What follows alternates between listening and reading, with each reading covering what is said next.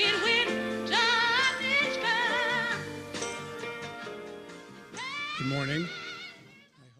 For Americans, this might be the most iconic sports photograph ever taken. It was October 1968, and I was 12 years old when this happened. Though it's October, it's day 2 of the Summer Olympic Games in Mexico City. The Vietnam War and civil rights movement are raging.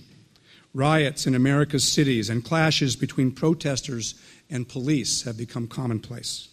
And we're just a few months removed from the assassinations of Martin Luther King and Robert Kennedy, 2 months removed from the Soviet Union's military invasion of Czechoslovakia, and a few weeks removed from the national spectacle of police brutality against demonstrators and the media at the Democratic National Convention in Chicago. Alabama Governor George Wallace, famous for his inauguration speech in which he asserted segregation now, segregation tomorrow, segregation forever, which became a rallying cry for people opposed to racial integration and the civil rights movement, is running for president of the United States and eventually receives nearly 10 million votes, including 46 in the Electoral College after carrying 5 southern states and only narrowly falling short of his goal of throwing the election to the House of Representatives. The Olympics themselves do not escape the turmoil or the violence. The racist apartheid regimes of South Africa and Rhodesia, faced with a threatened boycott by African nations, are disinvited from the Games. And just days before the Games begin, Mexican authorities violently subdue student protests of the Games, murdering hundreds of them, and then, aided by the United States State Department and cooperative journalists, they cover up the massacre in an attempt to keep the Games free from controversy. But that was not to be. In the previous year, many American athletes had joined a group called the Olympic Project for Human Rights, which spoke out against racism and segregation in the United States and racism in sports, including the whites-only policy of the New York Athletic Club. And they threatened to boycott the Olympics if South Africa and Rhodesia participated. Kareem Abdul-Jabbar, then still a star basketball player at UCLA, was a member of the Olympic Project for Human Rights, and he turned down his invitation to join the Olympic men's basketball team. This was before the Dream Team and professional basketball players in the Olympics, and it's why the only trophy Jabbar never won was Olympic gold. Tommie Smith and John Carlos also were members of the Olympic Project for Human Rights. American sprinters who won gold and bronze in the 200 meters, Smith setting a new world record, they expressed their opposition to segregation and racism in another way. In addition to wearing Olympic Project for Human Rights patches on the medal stand, Smith and Carlos raised their fists during the national anthem in what was then known as the Black Power salute, the raised fist long used by oppressed people to represent unity and solidarity, though in his autobiography, Smith said it was intended to be a human rights salute.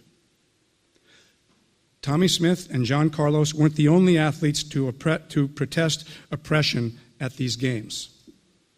Twice, when standing on the medal stand next to a Soviet gymnast, Czechoslovakian gymnast Vera Chazlavska lowered her head and looked away from her opponent during the playing of the Soviet national anthem in silent protest against the recent Soviet invasion of Czechoslovakia.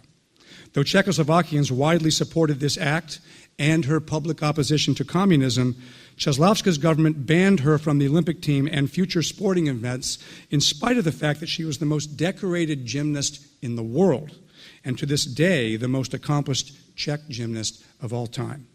But for much of the rest of her life, she was an outcast in her own country. The American reaction to Smith and Carlos also came quickly and harshly. They were immediately kicked off the team, expelled from the Olympic Village, and sent home, banned from the Olympics for life.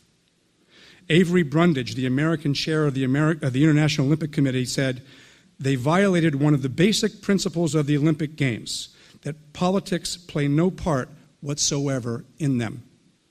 That's hard to take seriously from Brundage, who had helped Adolf Hitler bring the Olympics to Berlin in 1936, and remained silent when Hitler turned those Olympics into a Nazi propaganda extravaganza, and while German athletes gave the Nazi salute.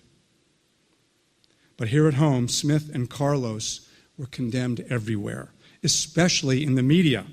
Time magazine played off the Olympic slogan, faster, higher, stronger, by picturing the Olympic logo with the words angrier, nastier, uglier. Brent Musburger, who went on to become America's best-known television sports personality, called them, and I quote, a pair of dark-skinned stormtroopers, an unimaginably ugly slander for which he has never apologized. The two athletes and their families also received hate mail and many death threats. They were ostracized. Smith's employer, North American Pontiac, immediately fired him. Despite finishing his college degree, Carlos worked mainly menial jobs in the 1970s, a period during which threats and ostracism and resulting financial problems caused stress and hardship for these noble men that you and I can only imagine. I think, as you know, Olympic champions usually cash in with lucrative endorsements, their pictures often on Wheaties boxes. Not Tommy Smith and John Carlos, whose country rewarded their moral courage with scorn and ridicule. This is an act of pure moral courage. Courage these men could demonstrate because their moral compass made them deeply kind human beings. At Friday's opening assembly, I put up a slide of the three elements of the full flowering of kindness. Kindness that rises above common decency and politeness to express a common bond with other living beings. Humility, which orients us to see ourselves as no better than others. Presence, which orients us to the present moment, not distracted by selfish or superficial concerns. And open-heartedness, which connects us to others and orients us to improve the lives of others. Think of these as 3 points on the moral compass that resides in the heart of full kindness. A standard directional compass points you toward north. A moral compass points you toward moral courage. Notice the humility. Heads bowed, not basking in the glory of their incredible accomplishment, but instead raising their fists to signify their unity and solidarity with others. I am no better than you. I am with you.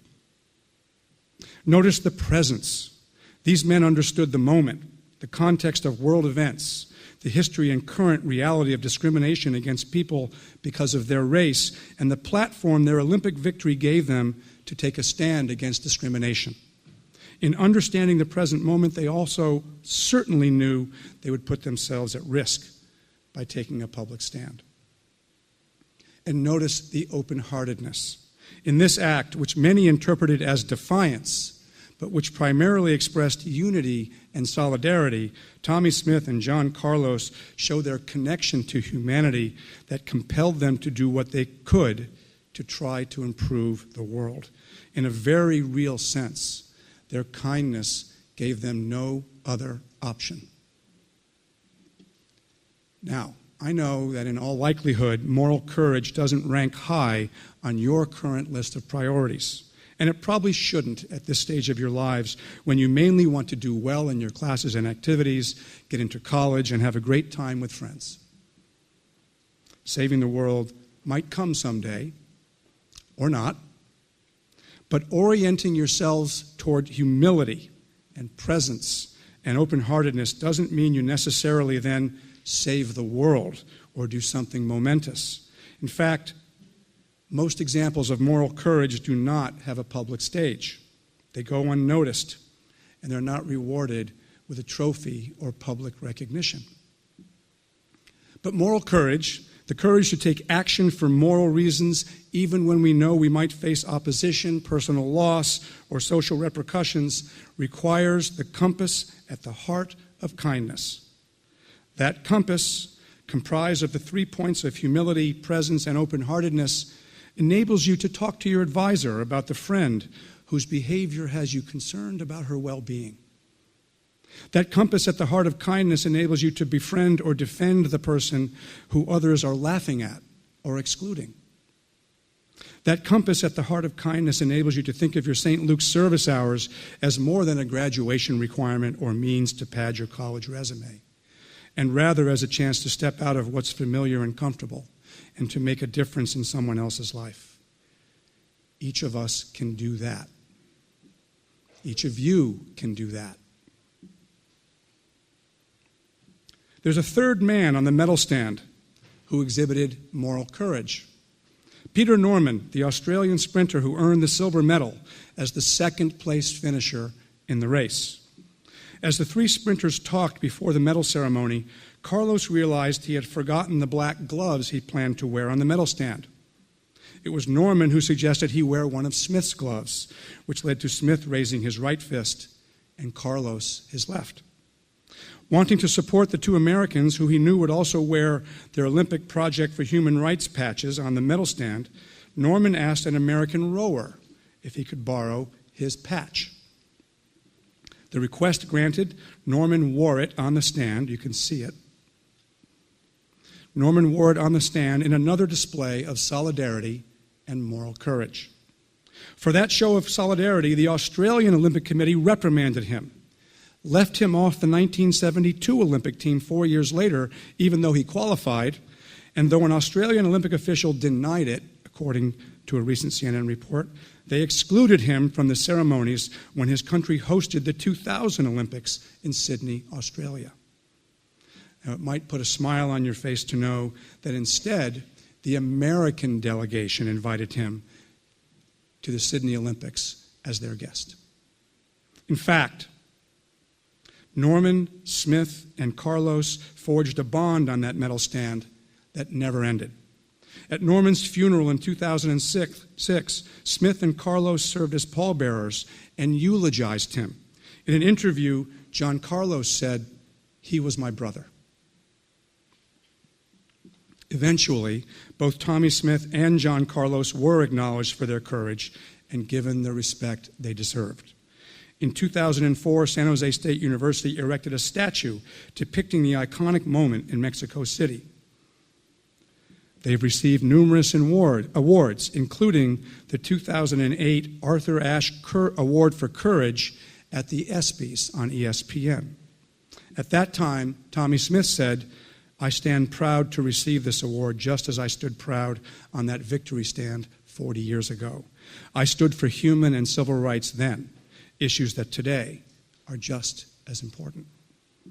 And last year, the United States Olympic Committee, CEO, asked Tommy Smith and John Carlos to be ambassadors for the organization.